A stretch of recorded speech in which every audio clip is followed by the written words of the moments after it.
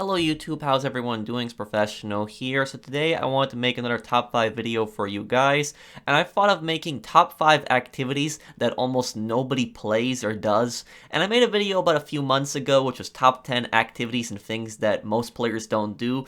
And I guess this one could be kind of, extension of that, but that video focused mostly on activities that people did at one point. These are activities that almost nobody ever did at all. So I'll be going over them, and I'll also be going over some things that could be done to possibly improve them. So I hope that you guys enjoy the video. Let's get started. So starting off at number 5, we have gang attacks. And think about it this way. When is the last time you voluntarily did a gang attack? And the reason that I say voluntarily is because in my experience, I am fully convinced that the vast majority of players that have done gang attacks, they either do them because they're new players, they're playing around a lot of the activities, they don't know that it's a bad activity to do, or they get trapped in it. And what I mean by getting trapped in it is this has happened to every player probably at least one time. You're driving around an area, you crash on your motorcycle, you die, you drive in the wrong area, cops kill you, and you respawn right on top of a gang attack. You spawn right on top of it. And I wish there was a way to disable gang attacks. You don't have that option, but I really wish that you didn't have to deal with them. And some areas, you get trapped in that gang attack, you try to leave, the enemies will actually run up to you and they'll tell you get out of the area, but you don't get out of the area in time and they start shooting at you. And these enemies are very, very accurate. Like you see here, I actually died during this gang attack. They're very accurate, they're very aggressive,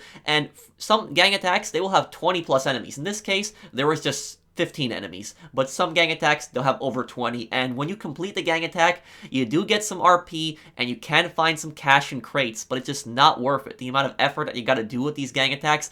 And think about it this way, you can do a headhunter, you can do that mission in less than 2 minutes, and get over $20,000 versus what, get $1,000, $2,000 in a gang attack and a little bit of RP. It's just not worth doing gang attacks, and I can see the reason that people don't do them. The only way I could see people doing these more is if Rockstar buffed the pay. If they actually increased the pay for doing gang attacks, you could actually find a decent amount of money when doing them, then people would participate in them. But other than that, they're just kind of useless and people don't do them. Next at number 4, we have club work and club challenges. And this is not to be confused with MC contracts, because MC contracts, I have said that people don't do them as much as they used to in the past. However, people are much more likely to do MC contracts than club work and club challenges. And the reason that people don't do these is because, one, you need to have one other person at least in your MC. Not everybody has somebody they can invite, but even if you have another person in your MC, a lot of these, they're not too good. Like, Wheelie Rider, in this case, it's a 5-minute challenge. For 5 minutes, who can, pull off the longest wheelie? Why does the challenge have to be 5 minutes? Why can't it be, 1 minute? In 1 minute, who can pull off, the best wheelie? And then at the end of it, you do get some money, but people just don't want to compete with each other, because the vast majority of these, you just don't want to compete with other players. People are more likely to do co-op activities. They are more likely to work together as a team and do a mission where everybody can participate and everybody gets equal pay, not one where people are competing with each other. And we also have this other one, Search and Destroy.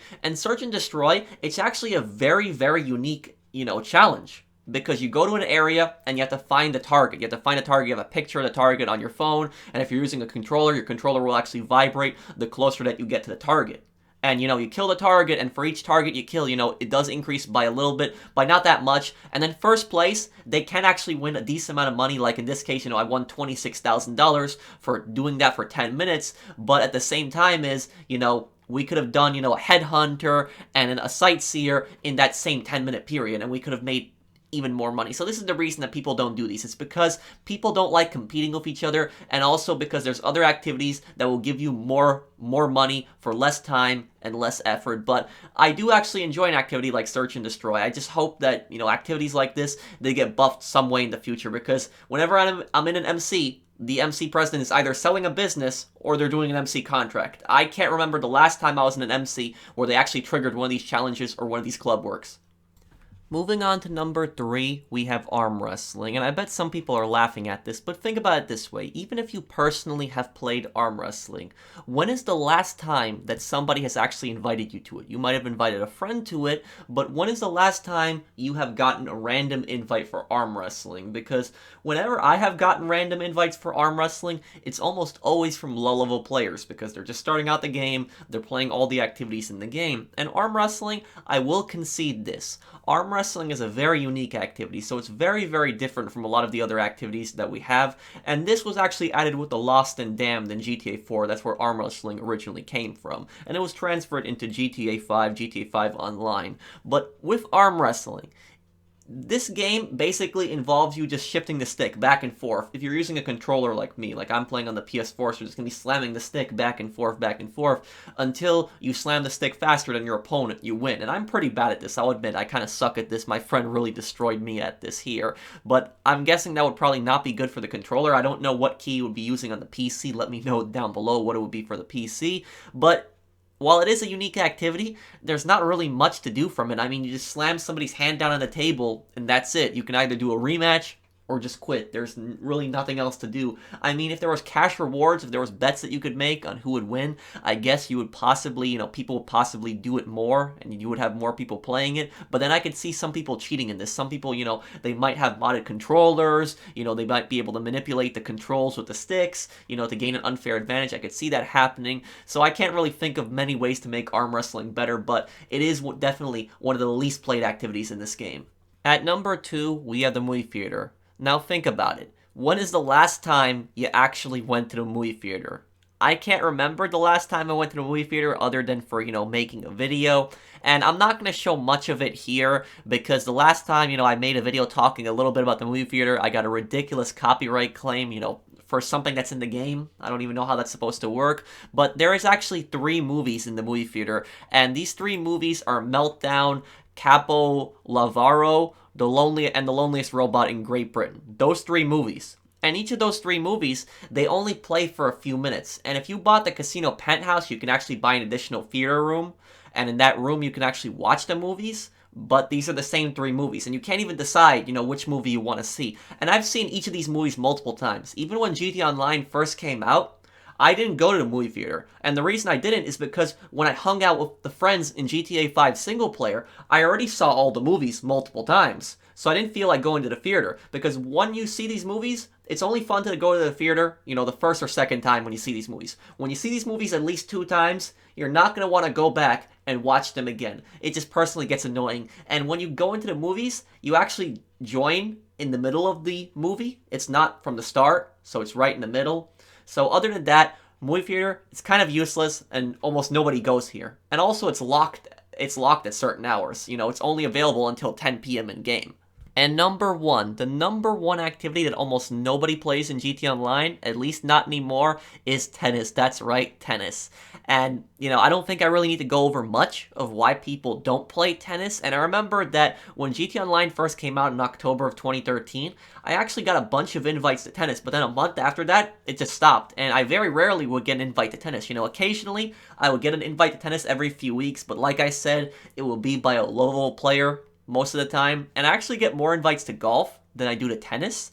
And unlike tennis, I actually really enjoy golf. Now, some people might laugh at me for that, but I actually do really like golf. I do like it because you can play it with 4 people and there's multiple golf courses, unlike in tennis where, it's the same thing each time. And whereas in golf, it takes, a lot of skill to get good at golf. Where tennis, it's more about timing and, just hitting the ball where the other player isn't. I don't really consider tennis that fun. I know some people would like tennis. If you like tennis, that's fine. But me personally, I kind of find it boring. And I think the thing that people find the most boring about tennis is that it's just so long. It's such a long activity. Even if you do just 1 set, which is the minimum, the minimal set, that takes 6 games. So that person would need to win 6 games in order for it to end.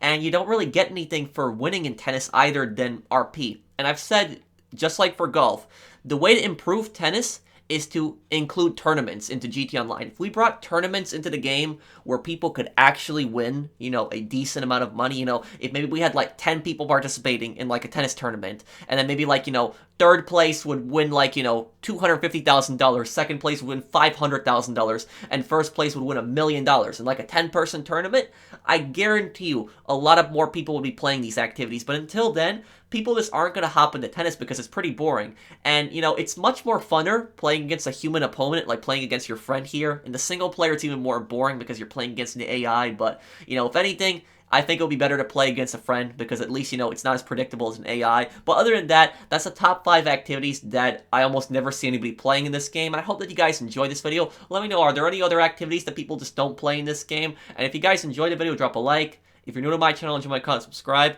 And I'll see you guys on the next one. Take care, everyone.